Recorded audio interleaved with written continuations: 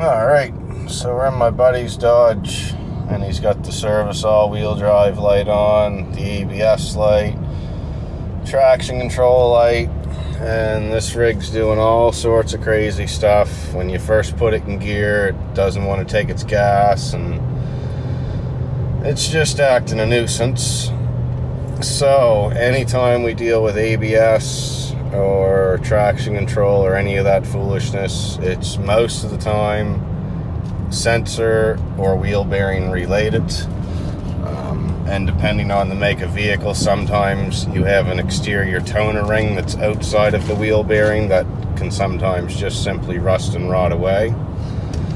So long story short, I've got the Launch premium scanner here, and I'm live data watching each wheel all at the same time, and as you can see, we've got trouble on that right front. The right front is not consistent.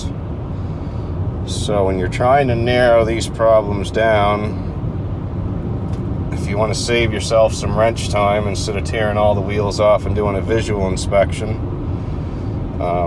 get yourself a good scanner that can read live data. Go into your ABS and traction control module, scan it, go under your data stream, and just click on your four wheels and watch it. And a lot of times I'll do this on the hoist and just spin the wheels by hand, but that's not necessarily a good practice, because as you see, this sensor is working on the front right. It's just throwing false readings every once in a while. So if I spin that on the hoist, I'm going to get a reading. So spinning it on the hoist really is only a good method if you've had a completely dead reading, no reading at all. When you're driving along, one of these is just holding a steady zero, then it would be a good practice, or it'd be an all-right practice to do the wheel spin on the hoist. So customer has already changed the sensor, so we're going to probably end up replacing the bearing in this vehicle, and we'll keep you updated and make sure that we fix it before we finish the video. Alright, boys and girls, we are back in the Dodge, and the culprit was the hub unit on the driver's side, or passenger side, sorry. We bought the lifetime warranty one, not the cheap one.